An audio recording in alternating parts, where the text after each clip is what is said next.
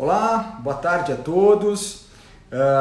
Estamos aqui mais uma vez para uma live, para o nosso Esquenta. Esquenta esse para o curso de gestão, desculpa, para o curso de anatomia, que são tantos os cursos participando, né? Para o curso de anatomia, que estamos há 5 dias dele e estamos com toda a corda, todo mundo muito animado para o curso que vem à frente.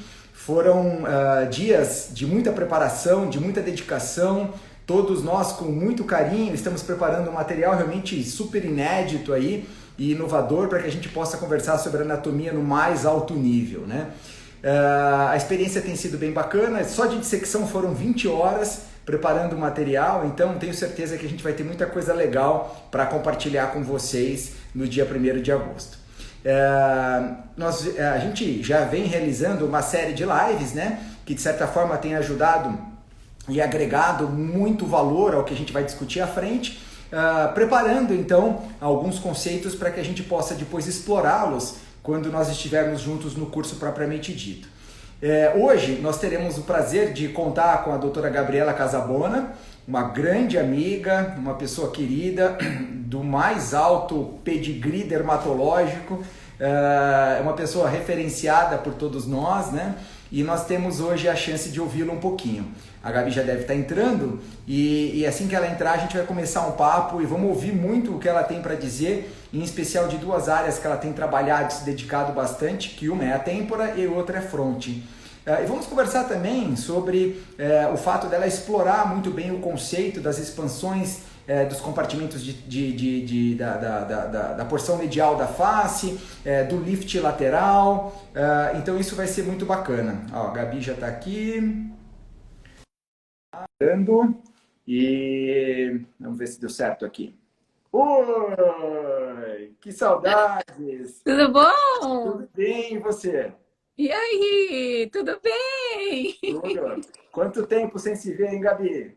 Pois é, eu ia para o Brasil em março, mas infelizmente eu ia para o Congresso de Plástica, em Búzios, mas aí, né, Covid, uma complicação.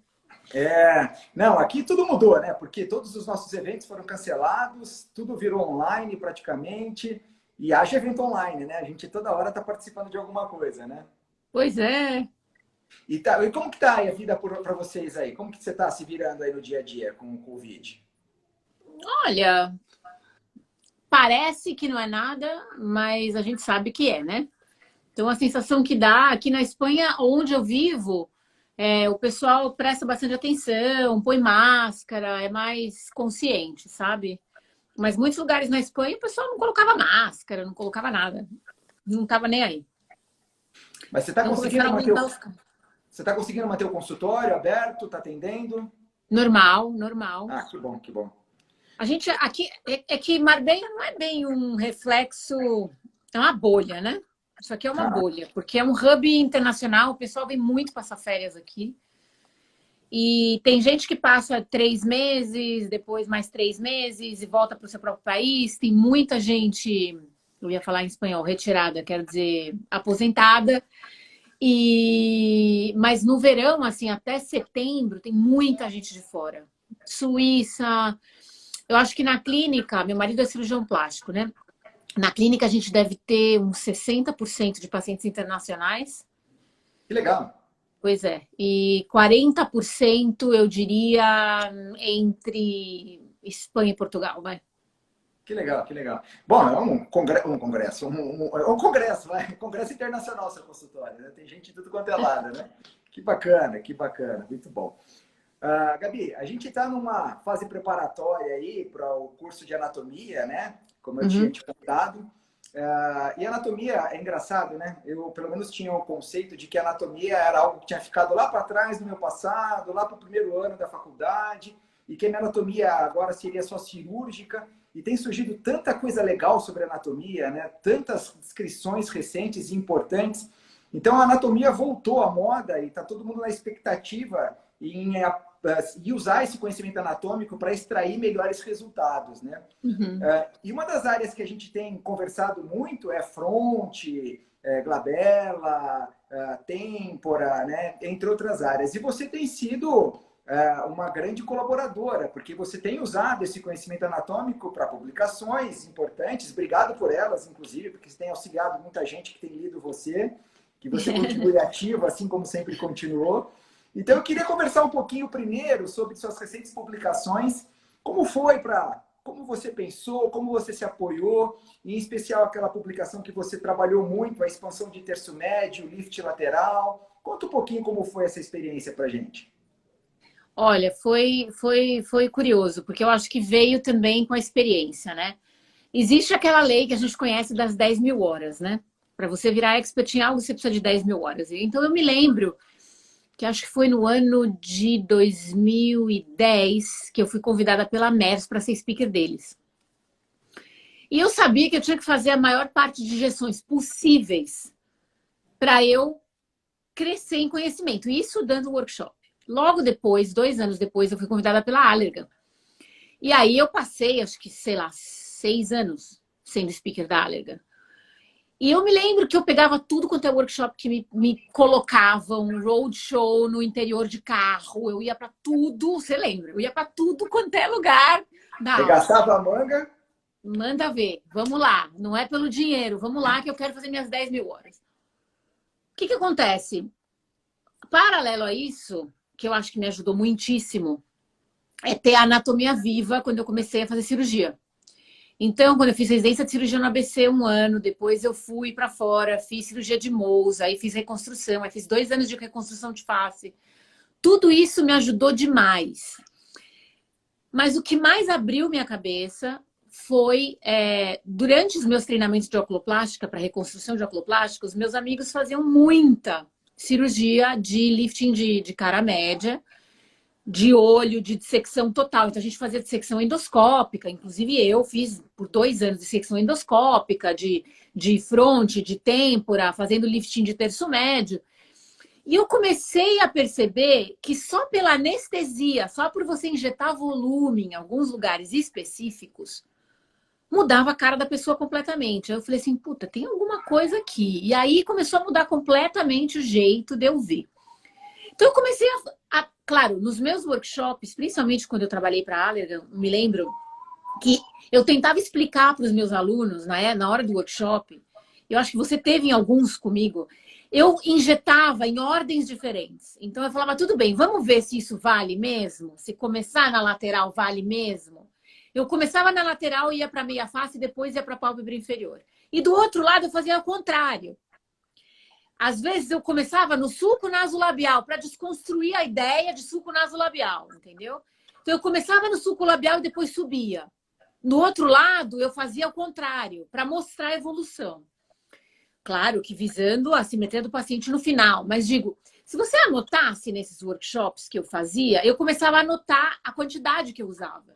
E eu comecei a chamar muito a minha atenção. E aí eu decidi no consultório fazer isso. Falei, bom, eu vou testar nos pacientes fazendo injeção de ordens inversas.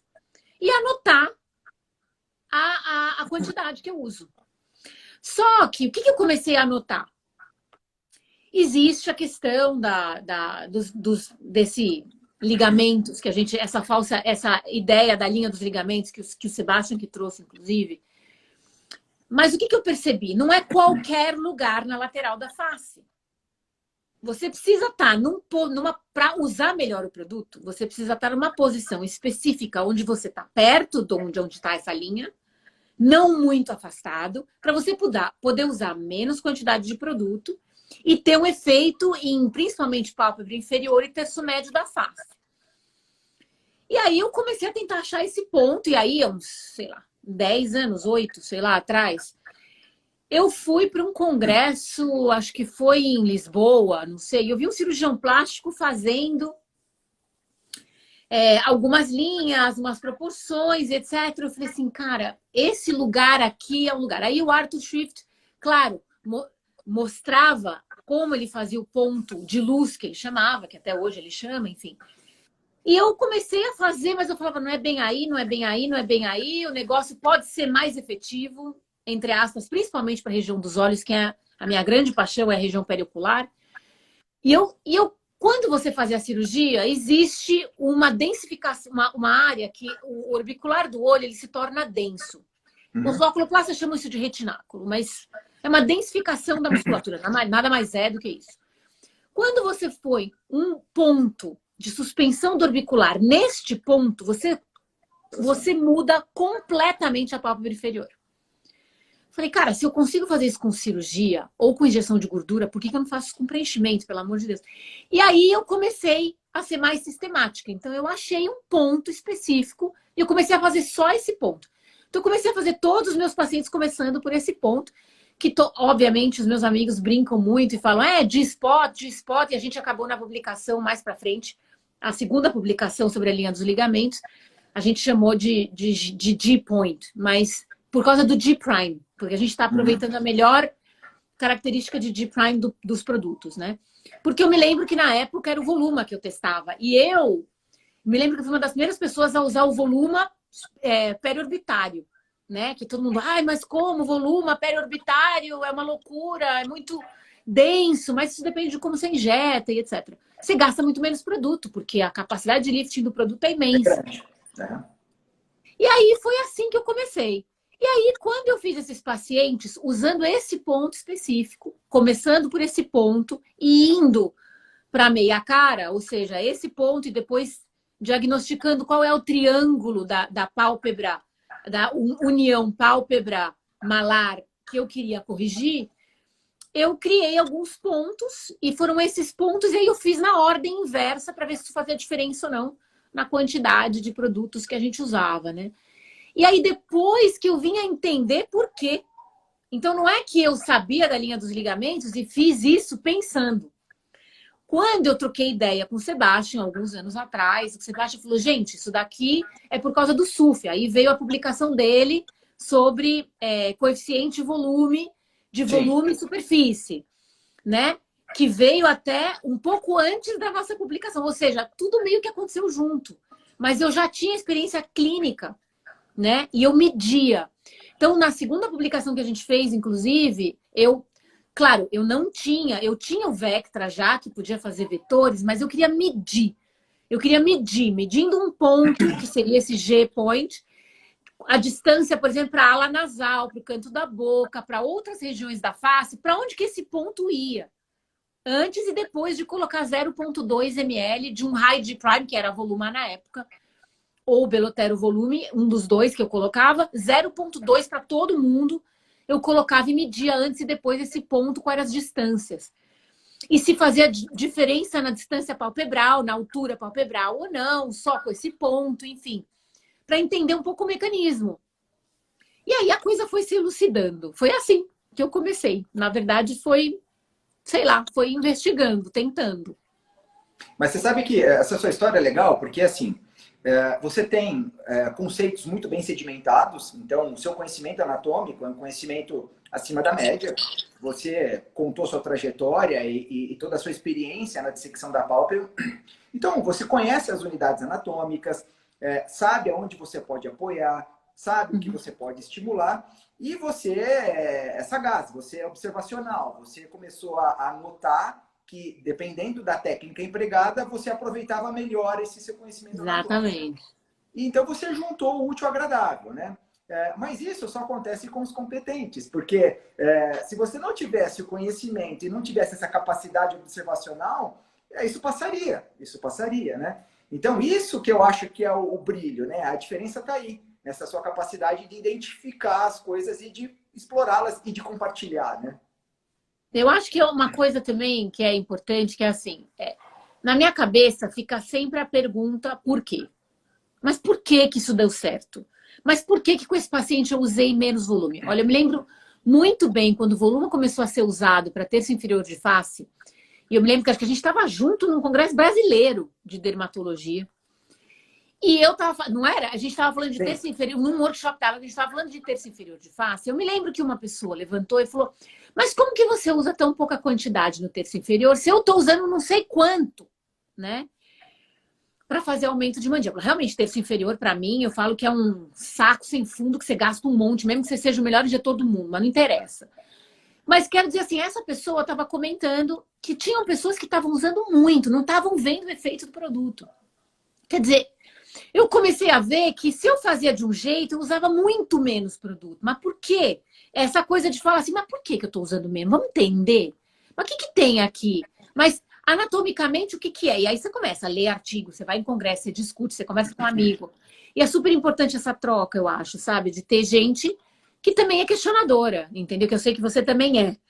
Mas, assim, questionador e ir atrás e tentar entender, entendeu? E correlacionar com cirurgia, quando você está na cirurgia. Olha, vamos ver no ao vivo aqui, estou fazendo um facelift aqui. Se eu puxar aqui ou se eu puxar aqui, faz diferença? Onde é que é mais denso? Porque aonde o tecido for mais denso, você colocar uma gota vai fazer muita diferença. Então, enfim, todo esse conhecimento é mais fácil quando você tem ao vivo lá na tua mão, né?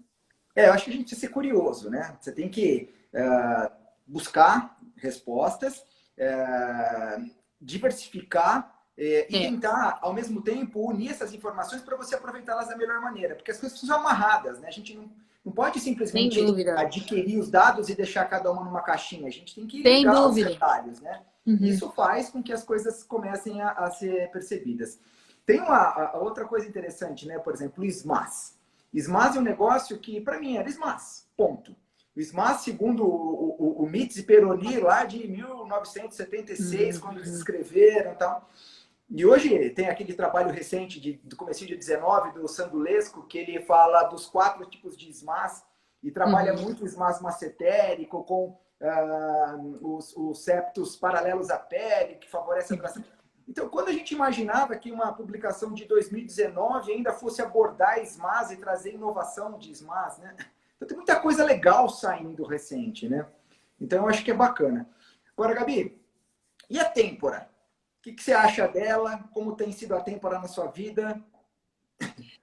Eu vou falar uma coisa, assim, se eu tivesse que escolher 2 áreas na face para preencher só elas, seria têmpora e fronte. Não tenho nenhuma dúvida. Para mim, isso eu já falo há alguns anos, você já me conhece há alguns anos, você sabe que eu falo isso há muitos anos já. O envelhecimento começa aqui. Não começa aqui, né? Então, assim, a gente não vê, porque a têmpora é uma área muito grande. Não é uma área aqui. Isso é, eu diria, 1/3 da têmpora. A têmpora é isto aqui. Então, a gente começa a envelhecer pela têmpora posterior, não pela anterior. Né? A maioria das pessoas. Tem gente que já tem a têmpora mais funda desde pequeno, com formação óssea, o músculo temporal é mais atrófico ou super hipertrófico na banda superior, e aí embaixo você tem... Isso são conformações. Mas o que eu quero dizer é que assim, a têmpora é extremamente poderosa. E eu, com cirurgia endoscópica, de tudo que se pode fazer, ponto coronal, lifting de sobrancelha, o que você quiser, para mim, a coisa mais poderosa é o lifting de têmpora. É poderosíssimo, dura muito, é muito, vamos dizer assim, reliable, você pode confiar muito, porque o resultado fica se você faz bem feito. E dá uma mudada em todo o perfil do olho da pessoa, que é uma coisa assim fantástica. Hoje que se fala muito de fox eye, que o pessoal fala, fazer com fio e não sei o que, eu falo, o que é isso? Esquece. Não tem nem... Não dura, essas coisas não duram, entendeu? As pessoas sonham. Mas, enfim, que o fox eye, a melhor coisa é um lifting de têmpora, acabou, você já resolveu. Se tiver muita queda da meia da face, você faz um lifting de terço metro. Mas, assim, para mim é extremamente poderoso. E por causa da cirurgia, eu comecei a ter curiosidade. Você lembra que você estava comigo numa reunião da Allergan, sei lá, séculos, milênios atrás, sei lá, 2012, eu creio que era. Acho que você estava começando como speaker da Allergan, que estavam trazendo cirurgião plástico pela primeira vez mais, assim. E eu me lembro que eu mostrei pela primeira vez uma técnica que eu faço de têmpora que vem por trás da linha do cabelo. E eu lembro que o Thiago de Biasi falava assim, você é louca de mostrar um negócio desse, super complicado, não sei o que lá. Mas assim, eu comecei a ter uma curiosidade porque a têmpora é muito poderosa. E não é a têmpora anterior. E aí eu comecei a pesquisar. Então eu comecei, nos meus próprios pacientes, observar. Porque o que tem de descrição, infelizmente, até o ano passado, não tinha nada de peso muito bom de têmpora em termos de preenchimento em têmpora. Tem o ponto do Arthur Schiff, mas que ele simplesmente atua na têmpora anterior. Sim, sim. E aí eu comecei a ficar muito curiosa para saber, bom, tudo bem, temos outras técnicas hoje, saiu uma publicação nossa falando das 6 técnicas 6. descritas, Isso. são 6 analisando, vamos dizer, os riscos de cada uma e como elas devem ser feitas e O etc. custo-benefício, né? Exatamente, que é muito interessante, mas a próxima publicação que está para sair é se eu usar um preenchedor na têmpora anterior, o que eu consigo? Então, eu peguei pacientes onde eu injetei, eu olhei para trás, num retrospectivo, pacientes que eu tinha injetado a têmpora posterior, anterior, posterior superior, posterior inferior, em diferentes etapas. E comecei a comparar com escalas, com 7 escalas diferentes, a foto antes e depois. E aí eu comecei a graduar. Então, por exemplo, uma paciente que tinha queda de sobrancelha, e eu injetei só a têmpora anterior dela, naquele momento, eu comecei a comparar uma foto e outra para ver se tinha subida de sobrancelha, se não tinha, se tinha algum efeito na pata de... pata de galinha, olha, nos pés de galinha. Eu já estou confundindo tudo. Então, É muita língua na sua cabeça de uma vez só, né? É muita. Então, eu comecei a comparar para ver se tinha efeito no mid-face, se não tinha. E eu tirei as minhas conclusões. E aí eu mandei para dois blind evaluators também as fotos, que não são injetores, são cirurgiões, mas não injetores, e para julgar as fotos. E foi curioso porque foi muito alinhado o gás, né? O gás total e de cada técnica. Então, deu para ter uma ideia perfeita de quando indicar cada técnica de têmpora e aonde. Calma, que legal. Que bacana. Então, com a têmpora, o que isso me conclui? Com as publicações que já estão vindo também, que a Atma também publicou em 2018, o Daniel também já publicou, que a têmpora é poderosa para poupar preenchedor em outras áreas. Então, você pode interferir no terço superior, no terço médio, no terço lateral inferior. Então, aquele paciente que tem uma cara quadrada, que você põe nos zigomáticos, mas tem um limite. A proporção te dá um limite de quanto que dá para pôr, né? Para onde que você vai daí? Se eu preciso de mais suporte e o paciente não é candidato para cirurgia, ou não pode, ou não quer, ou qualquer outra coisa, o que você faz? Estou colocando uma coisa que seja duradoura, né? E uma coisa onde você sabe o resultado, o que você pode prometer ao paciente. Então, a têmpora é um lugar maravilhoso para você usar. E é extremamente eficaz, porque com pouco produto, com 1 ml, Grandes você efeitos. consegue muito efeito em certas regiões. É impressionante. Então, é impressionante, impressionante. Então, assim, não é mais só não ficar profunda na têmpora. É uma coisa completamente diferente. É a mesma coisa à fronte. Porque, claro, essas são zonas de perigo, né? Eu falo que são as mortais, né? Então, glabela, centro da fronte, perto da sobrancelha, né? Dos forâmens e a têmpora são zonas mortais. Você precisa saber a anatomia, você precisa ser um injetor que é experiente, você não vai começar por essas áreas, porque é muito fácil você errar plano, né? Enfim, tudo isso. As técnicas parecem super bobinhas, você fala, ai, não, um para cima, um para baixo, vai lá, Mas a gente já descobriu que naquela zona onde está descrito o ponto do arto, também tem vaso, entendeu? E muita gente faz sem aspirar, usando agulha fininha, entendo. Mas se você tá com raio de praia, uma agulha fina, não tem como aspirar, enfim. Você quer fazer com cânula, às vezes é bem difícil de chegar no plano, né? Mesmo se você vier pela anterior ou se você vier para o posterior, é mais difícil de chegar no plano, se for com cânula. Enfim, então são zonas para você, quando você já tem um pouco mais de mão, com cânula, com quanto injeta, com sentir o plano. Mas eu vejo assim, que é a mesma coisa com a fronte. Então a gente tem medo de usar, então a gente não usa. Mas como eu operava muita fronte com endoscópica, então para mim isso virou tipo uma coisa meio rotineira, não tinha tanto medo, né? De fazer. Então, eu lembro que eu faço muito preenchimento de fronte. E assim, não é preenchimento de fronte para deixar a fronte redonda. Porque isso não funciona, isso não levanta a sobrancelha, você tem que usar muita quantidade se você faz no meio, porque é a parte mais móvel da fronte. Como volto a falar, se você faz preenchedor numa parte onde o SMAS é mais fixo, né? E seria o SMAS da fronte, também existe, tá? No subgaleal, ele é Sim, mais fixo. Você tem muito mais chance de criar elevação com pouca quantidade.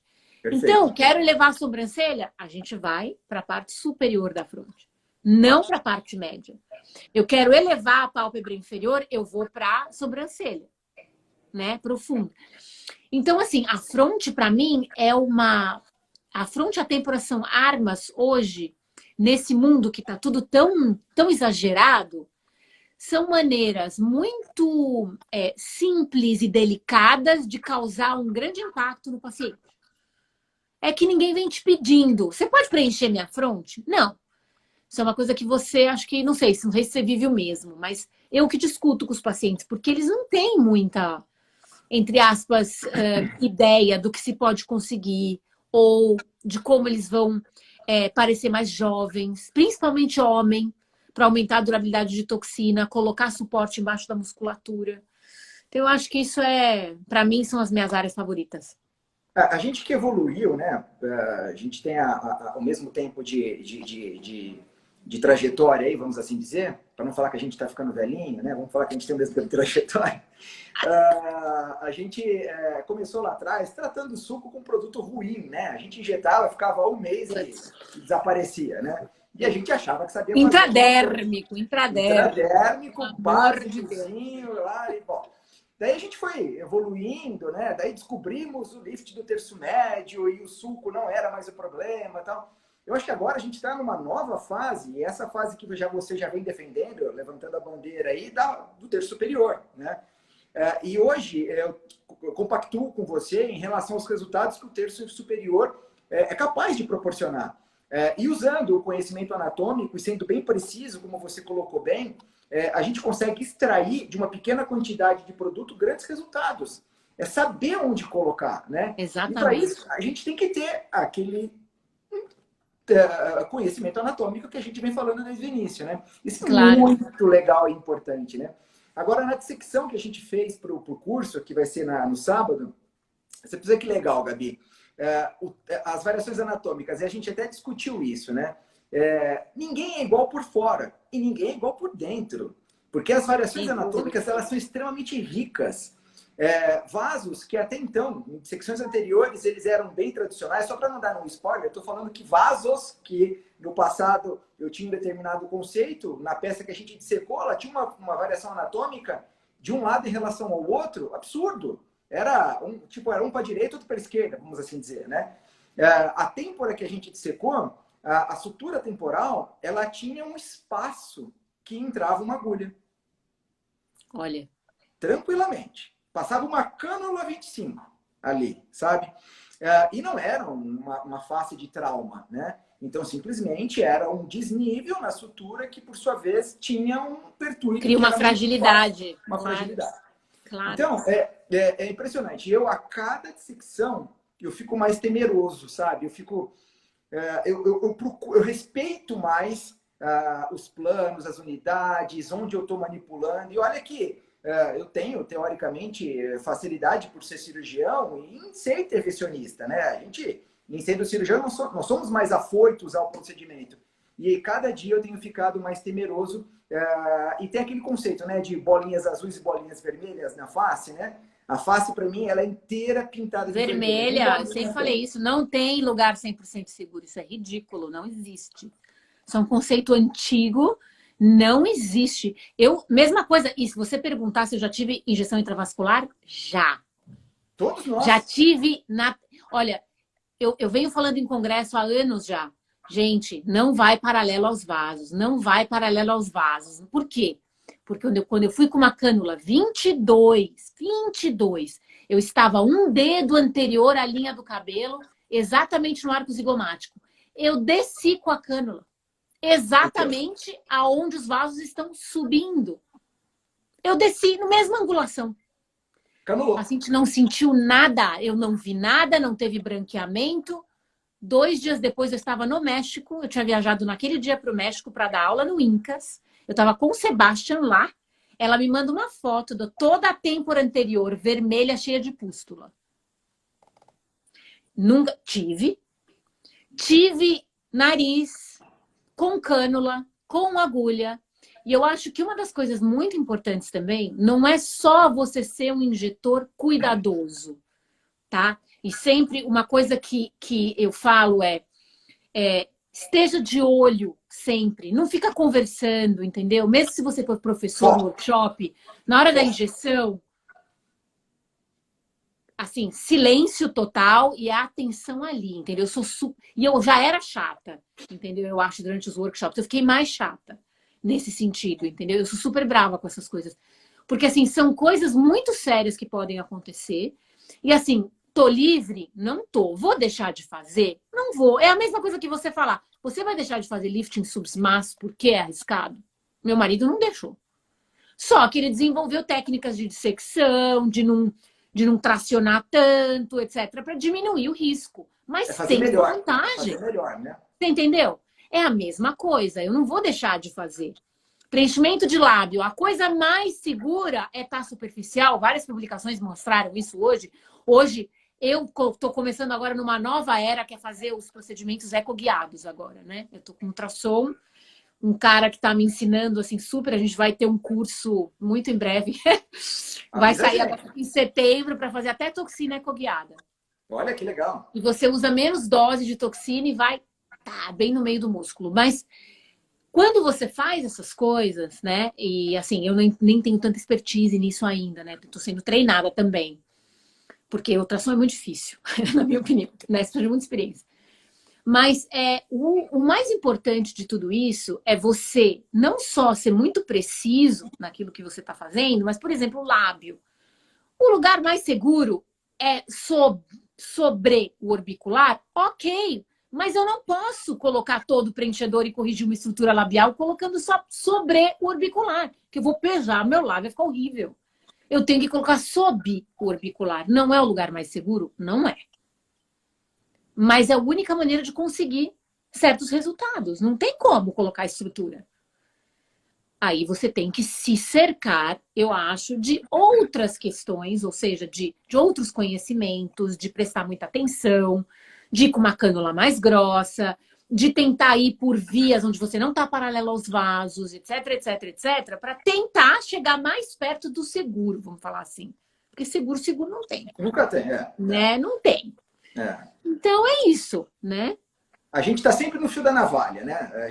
Eu também acho. Eu costumo dizer assim, por mais competente que você seja, mais cauteloso, a gente está sempre no fio da navalha. Tem um percentualzinho ali que vai um pouco além da nossa responsabilidade. O que a gente precisa é diminuir esse percentual sempre ao máximo, sempre ao máximo. Exato, também concordo. E o que a gente tem levantado como bandeira é justamente a excelência, né? É fazer mais, fazer melhor.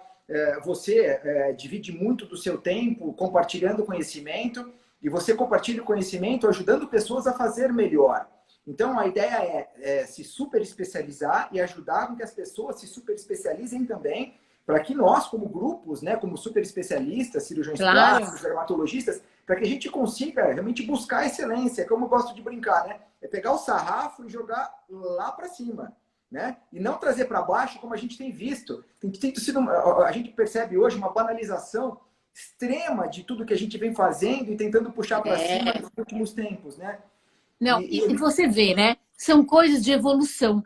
Eu lembro da publicação de toxina, que eu comecei, a gente fez pelo Body Paint, tal, que a gente publicou junto. Já falando de colocar toxina alta, poupando, né? Isso já vem sido falado há bastante tempo e a gente frisou isso no trabalho, nas diferentes contrações do frontal. E aí agora, não sei se foi esse ano, foi finzinho do ano passado, que saiu a publicação da Tati, da Sabrina, do Sebastião, mostrando que eles descrevem como C do frontal, né? Para poupar uma região e poder fazer a toxina livremente, sem ter tanto medo de ptose da sobrancelha ali. Então você vê que as coisas, elas têm que ir evoluindo e eu acho que a gente tem que compartilhar conhecimento, é isso aí, para isso que a gente está aqui, porque senão não multiplica. Não, sem dúvida, né? E você falou da front, né? Eu também tenho me encantado muito com front e têmpora. Olha, e nessa dissecção que a gente fez para o curso, nós ficamos, eu acho que talvez 1/3 do dia todo, do projeto todo, da dissecção toda, com esse foco, né? Na front e na têmpora. Tanto é que o material de têmpora ficou riquíssimo. E é muito legal porque o aprendizado, a cada passada de bisturi é enorme, enorme. É, A gente estava é lá, né, incrível. sabe criança quando está no parquinho, na Disney, você quer ficar brincando, brincando, mas vamos embora, vai fechar o parque. Eu falava, não, mais um pouquinho, mais um pouquinho. Porque é muito legal, né? E a gente começa a abrir a fronte, você percebe que existem mudanças de padrão do músculo, você percebe isso visual e na palpação, você percebe mudanças nas aponeuroses, você percebe mudanças na distribuição de septos, mesmo que leves e suaves, você percebe uma transição com septos transversais da fronte, os compartimentos de gordura profundos e superficiais, tudo isso a gente vai aprendendo a conhecer, diagnosticar, e na hora de uma injeção, eu sempre brinco que nós não tapamos buracos, a gente não fecha a rachadura, a gente trata a unidade anatômica. E a gente tem que ter esse domínio para tratar. E é muito legal a hora que você sabe onde você está com a ponta do seu dispositivo lá, que seja a agulha ou a cânula, né? Isso é muito legal. Não, com certeza. Isso é futuro. Vamos falar assim, isso é o futuro. O nosso futuro que Tava está por vendo aí. aqui o pessoal comentando aqui, de passar depois do seu trabalho, eu passo isso daí. O pessoal quer o seu trabalho científico para conseguir ler e tudo mais, né?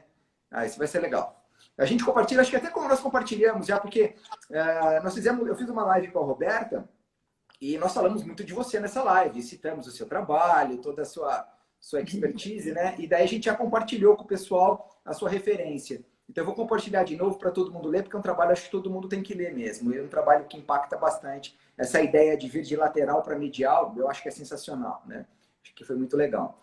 Bom, e quais são os seus próximos passos? O que você está imaginando daqui para frente em relação... Você já deu alguns spoilerzinhos, mas quais são os seus projetos futuros em relação a novas publicações aí? O que você está focando mais? Bom, publicações agora mesmo na verdade eu tenho um clinical trial, na verdade eu tenho 3 clinical trials agora no consultório, 2 têm a ver com cirurgia plástica, né, e máquina. Então, fazendo um split depois da lipoaspiração, você faz um split em flanco ou em glúteo, enfim, dependendo do paciente, a gente dividiu em grupos iguais, para ver com cultometer, para ver a densidade da elasticidade da pele, etc, etc, etc, para ver se a radiofrequência realmente faz diferença ou não no pós-imediato da lipo, né? E faz, tá? A gente está terminando o estudo, faz bastante diferença. Também com cicatriz recente. Então, depois de facelift ou mama, abdômen, qualquer cicatriz, um mês começa a radiofrequência ablativa, 3 sessões, e aí, para facelift, é assim, para a parte de trás da orelha, é assim, estupendo, impressionante. Para corpo, depende, não é tão melhor, mas melhora bastante, tá? Para alguns pacientes, principalmente abdominoplastia. E tem um outro que é com a Dermapen para cicatriz de acne também, bastante interessante, com muitas passadas, contra o que todo mercado hoje em dia faz, que é dar pouquinhas passadas e tal, mais agressivo, mais meu estilo, assim, sabe? Mas... Como se diz em espanhol, ponendo canha. Faz para dar certo o negócio. Não, mas são coisas que eu gosto muito de fazer, e como o meu marido é cirurgião plástico, eu tenho pele à vontade. Sim, então, sim. Eu tenho uma publicação que, na verdade, eu já tenho toda a data, tenho 2 publicações super interessantes. Uma é estudando a hidroxiapatita de cálcio, que no caso que eu usei foi o Radiesse, estudando a difusão que você consegue até chegar na face superficial com as diferentes diluições. Se é agulha, se é cânula, como que você chega e quanto que difunde, qual o spread lateral e o spread profundo, enfim. E como eu já tinha publicado sobre a fáscia, né, sobre a profundidade da face superficial nas diferentes áreas do corpo, então dá para você escolher mais ou menos por área, por quão profunda a fáscia está, dependendo do índice de massa corporal. Você pode escolher a diluição para bioestimulador corporal, né? E tenho outras. Eu tenho uns 4, 5 projetos aí. Gabi, bom, eu acho que essa parceria, né, entre a cirurgia plástica e a dermatologia é uma parceria sensacional. Fantástico. A gente tem se potencializado muito, nós somos especialistas, irmãos, né, pensando assim. E você é casada com um cirurgião plástico, então mais parceiro impossível, né?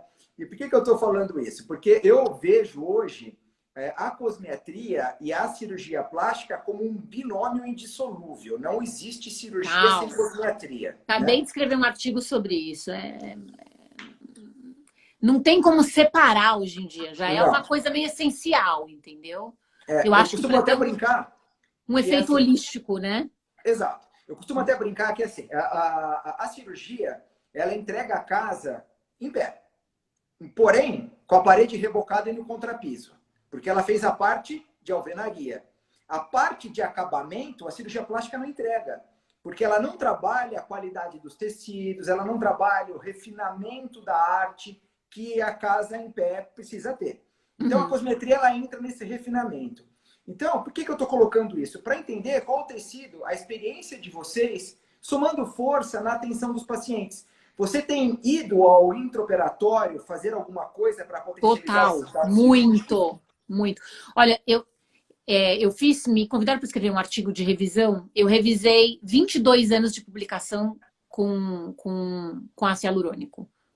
Eu falei, não sei por que eu concordei em fazer isso, porque são Você não 1.500. sabe falar não, né? Mas eu falei, ok. Então, a primeira publicação de cada tema eu peguei e coloquei num timeline. Ficou bem interessante, assim. Mas para mim foi interessante para ver. Então, assim, no final, qual foi a conclusão? Porque era qual é o papel do ácido hialurônico na cirurgia plástica moderna. Para mim, é uma ferramenta indivisível hoje em dia.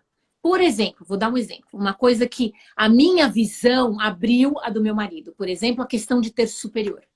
Cirurgião plástico per se não é um normal, digo, numa curva de Gauss, não é o comum prestar tanta atenção no terço superior. Porque a cirurgia de terço superior não é uma coisa tão comum. Ela existe na cirurgia plástica, óbvio, né? No Brasil tem vários bons nisso. Mas o que eu quero dizer é que não é tão comum. Cirurgia de meia cara é muito mais comum. Então as pessoas param aqui. Então, por exemplo, ele hoje faz injeção de gordura em toda a parte superior. Ele não para aqui. A injeção de gordura vai em tudo. Por exemplo, muitas vezes eu fui em intraoperatório discutindo isso, porque normalmente o que se fala? Injeção de gordura começa aqui para depois ir para cá. Não, começa aqui para depois ir para cá. Assim vai. Terço inferior, gordura não é um bom repositor para osso. Não é. Não é. Fica bom na hora aqui no ângulo posterior, mas para aumento fica mole. Não é um negócio ideal. Facelift tem uma reabsorção muito grande, uma perda de altura da mandíbula muito grande. Refaz. Coloca o que você quiser. Eu gosto de hidroxiapatita de cálcio, mas você pode colocar hialurônico, o que você quiser, para repor essa altura e puxa por cima. Você não vai dissecar a mandíbula aqui embaixo. É outro plano. Então não tem nenhum problema, nesse caso, que se não é subesmato, não tem nenhum problema de você atuar aqui. No intraoperatório, o paciente sai super bem. Se você não tiver segurança de atuar no intraoperatório, atua um dia antes, vem fazer pré-operatório uma semana, faz a readaptação da mandíbula e puxa o facelift para aquilo. Por quê? Porque você está fazendo tá puxando o envelope num osso rejuvenescido. Sim, sem dúvida. Não é numa proporção facial antiga ou envelhecida, né? Porque vai estar tudo estirado, mas é a mesma coisa hoje de fazer facelift e não colocar gordura. Não existe uma pessoa que necessite facelift que não tenha perda de volume na cara. Acabou, sim. Não tem. Isso não dá para dividir. Claro, você está indo no intraoperatório, é muito mais fácil fazer com gordura. Mas já aconteceu com ele de ter paciente que não tinha da onde tirar. Muito mais, não tinha da onde tirar. Você tem que colocar alguma coisa. É a mesma coisa que fazer cirurgia palpebral de bolsa. Se a paciente tem um vetor invertido e não fazer volume. Não existe isso. Entendeu? Então são coisas, mas onde que eu entro aí? Claro, aí vem para o meu conhecimento cirúrgico também, que a gente também opera junto muitas vezes, que eu morro de saudade de operar. Mas às vezes eu entro para ajudar ele, né? Não para operar, mas para ajudá-lo. Mas o que acontece? Às vezes o paciente vem para fazer um facelift, para fazer um fat grafting, alguma coisa do gênero, uma pálpebra, mas está com o pescoço péssimo e não quer fazer um neck lift. Ou vai fazer um neck lift, mas tem muita linha, tá elastose, tá péssima. Ou o colo tá horrível e vai puxar tudo e aqui vai ficar completamente dispar. Muitos pacientes optam, mas muito. Ano passado, sei lá, incontáveis vezes, eu entrei no centro cirúrgico para fazer pescoço e colo enquanto ele fazia a face. Incontáveis vezes. Por exemplo, uma coisa que funciona mega bem hoje em dia, né? Que o Per Hayden até está fazendo alguns trabalhos, né? Split face e tal. Microagulhamento com nanofé. É sensacional. Sabe? É sensacional. Tem que fazer agressivo, mas assim, sensacional. Em cima do facelift. É sensacional. Então, assim, são coisas que você pode muito bem fazer, tá? Você, claro, você tem que tomar seus cuidados quando você faz, depende do lifting que você faz, etc. Mas, assim, é fantástico. E são coisas que você, como cirurgião plástico, pode desenvolver o conhecimento, fazer você mesmo, ou você pode se associar com alguém que conhece bem as outras áreas e fazer junto com você no procedimento cirúrgico. intraoperatório. Né? Então, eu acho que isso é indivisível hoje em dia. Ô, Gabi, a Maria Roberta, que é minha parceira aí no curso de anatomia, ela entrou e fez uma pergunta que eu acho interessante a gente discutir. Acho que você deve ter lido aí. Você faz preenchimento labial no intraoperatório e o parâmetro da dor, que deixa de ser uma referência para a gente, né? Uhum. Você tem tido essa experiência? Na verdade, o parâmetro da dor no lábio, você fala por causa de injeção intravascular, eu imagino, né? Ela Sim. tá querendo dizer. Porque o paciente está anestesiado e não vai sentir dor, é claro, né? E não vai reclamar de uma lesão vascular. Normalmente, com preenchedor, eu não faço. Sinceramente, no intraoperatório. Assim, nunca me calhou. Mas eu faria, sinceramente. Por que eu tô te falando isso? Preenchimento de lábio, ele, a não ser que você faça bloqueio, porque daí você tá eliminando a dor de qualquer maneira, mas se você não faz bloqueio, tá? Ele dói. Você pode colocar aqui, a não ser que você faça assim, na derme superficial. Se você fizer uma reestruturação de lábio, ainda que seja com uma cânula, o ponto de entrada não dói, mas a progressão da cânula sente. Dói, claro. Tá? Então, assim, o mais importante, lábio, quando você faz injeção intravascular, é muito nítido. É muito nítido. O segredo é olhar por dentro da boca também. Eu sempre avalio por dentro e por fora a boca antes do paciente sair. Porque às vezes você fez uma oclusão dentro, o paciente não sente nada, nem dor, nem nada.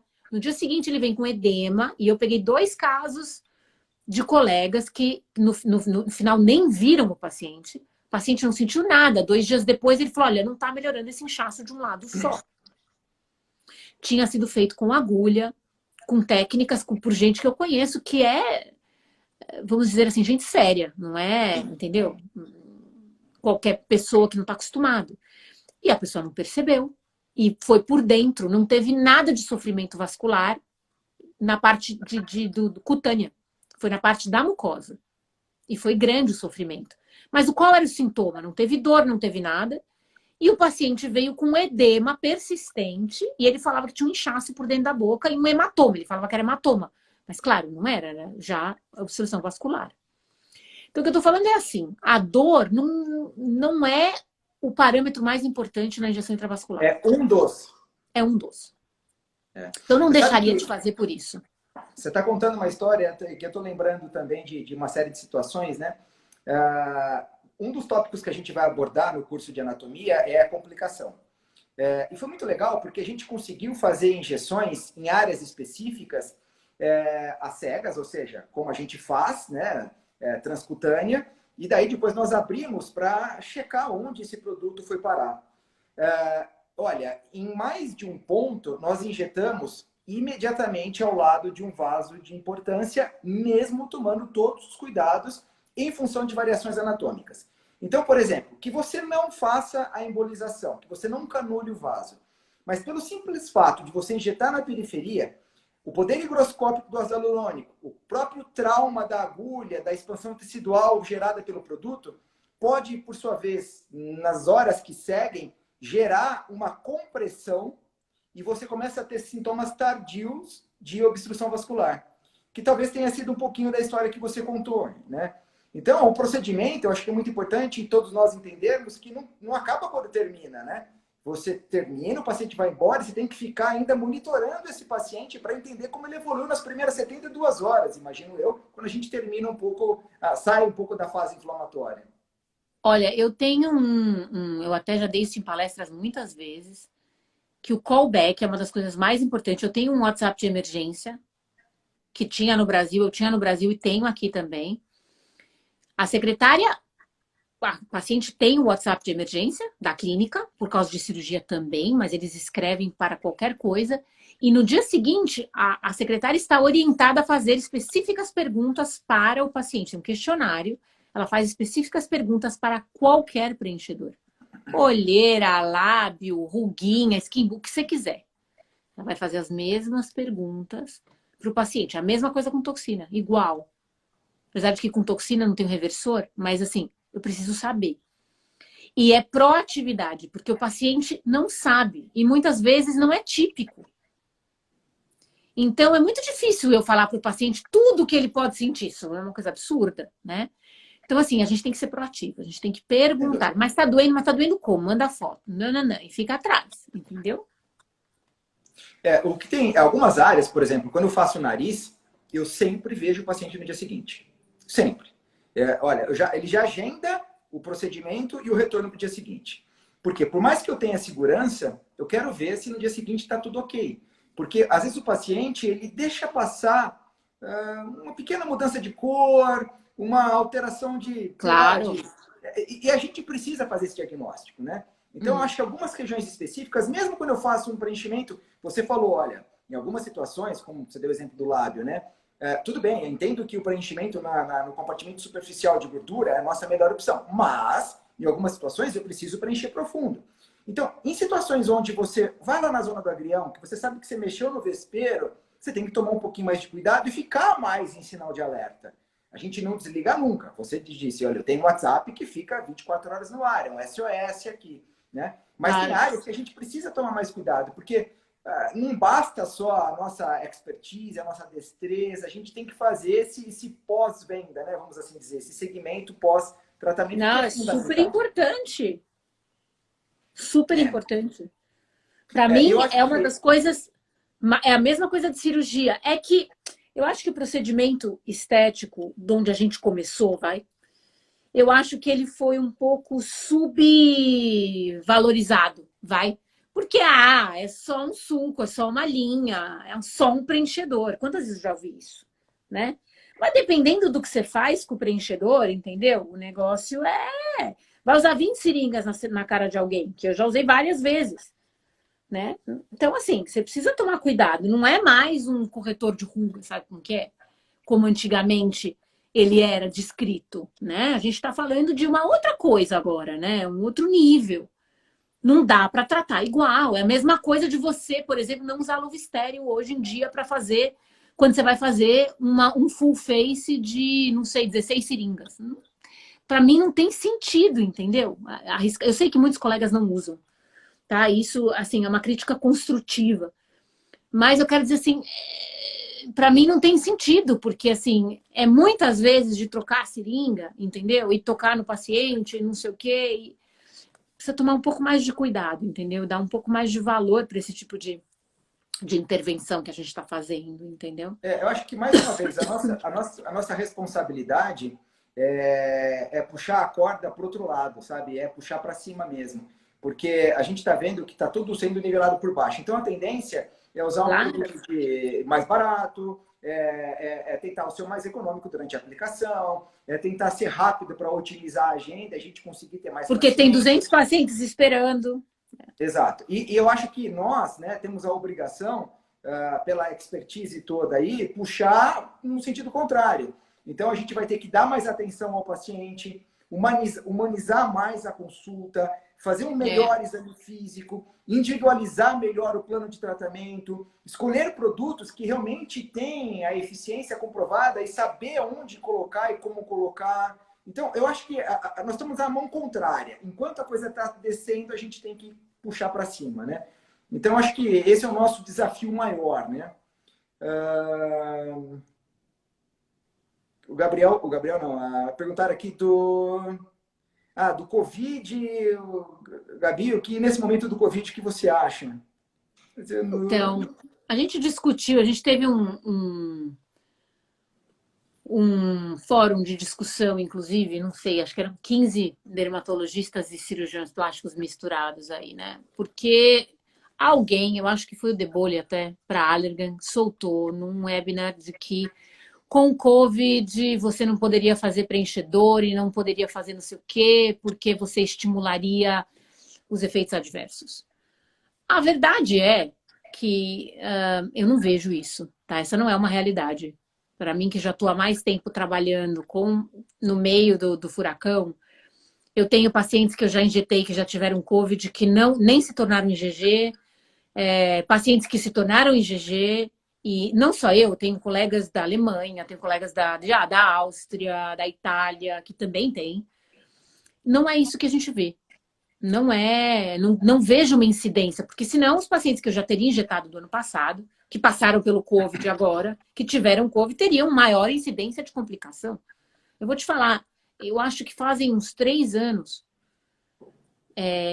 eu tive assim, acho que um caso de edema há 3 anos atrás. Acabou, foi isso. Não tive. Não tenho complicações tardias, não tenho visto, inclusive.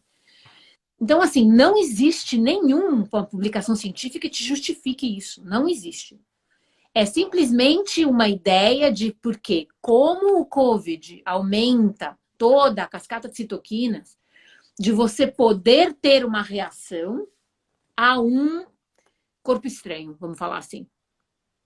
Né? Ou um biofilme, ou alguma coisa do gênero, que são as teorias das complicações Por que complicação de curto é de técnica, né? Sim. Né? Técnica, né? E aí é com um profissional. Não tem nada a ver com Covid ou não, né? Mas as tardias, depois de 1 mês, depois de 2 meses, depois de 4 meses, sinceramente, assim, eu não vejo e nunca vi uma publicação que pudesse justificar essa afirmação, entendeu? Então, assim, eu trato normalmente meus pacientes. Eu também não tive nada, né? Eu tive várias pacientes tratadas e que tiveram o Covid, pacientes que tiveram e que já estão teoricamente tranquilas e que hoje estão fazendo preenchedores e sem problemas. Não tive realmente nenhuma surpresa em relação a tanto, né? Daí tem mais perguntas aqui. Eu sou paciente da Gabi há 20 anos e o que ela conseguiu em mim é incrível, ó, Gabi. É só elogios, hein? Querida do coração, essa. Estão me perguntando se eu só uso MERS. Não, eu uso Allergan também bastante. Não sou casada com nenhuma empresa, mas de gosto, tá? De gosto, eu uso os produtos da MERS ou da Allergan. Muito difícil eu usar alguma coisa da Galderma. Sinceramente, sem nenhum conflito de interesse, a coisa que eu mais gosto da Galderma é o Vital. É o Vital Light, na verdade, não é nem o Vital. É o Vital Light, na verdade. É a coisa que eu mais gosto da Galderma. E o Pliaglis, que aqui na Europa não se vende mais, infelizmente. Mas são as 2 coisas da Galderma que eu gosto. Gabi, outro dia eu estava discutindo isso e eu acho que a gente vai chegar ainda num nível que a gente não vai falar em Allergan, Galderma, MERS, a gente vai falar em produto para determinada área ou para determinada resolução. Então a gente vai ficar muito mais, eu acho, preciso na construção dos nossos resultados, né?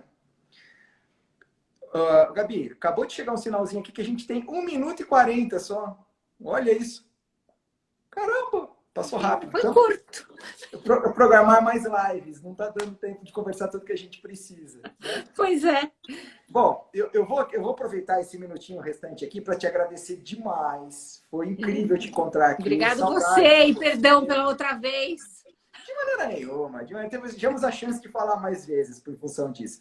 Mas saudades de você. Quando vier no Brasil, avisa a gente para a gente tentar se encontrar. É muito bacana te ter pertinho, trazendo você pelo menos na live aqui. Eu acho que foi muito legal ter conosco. E daí eu vou te mandar depois o link para você participar do curso com a gente e ajudar a enriquecer as discussões lá, tá bom? Pode deixar. Então tá jóia. Bom, obrigado pelo convite, obrigado por todo mundo que assistiu. Que eu não sou muito de fazer um monte de live, mas vamos lá, né? É um privilégio enorme te ter com a gente aqui. Tava todo mundo com saudade. Eu sei que muita gente veio aqui só para te ver mesmo, viu? Obrigada, Ri. Tá bom? Tchau, boa noite para vocês.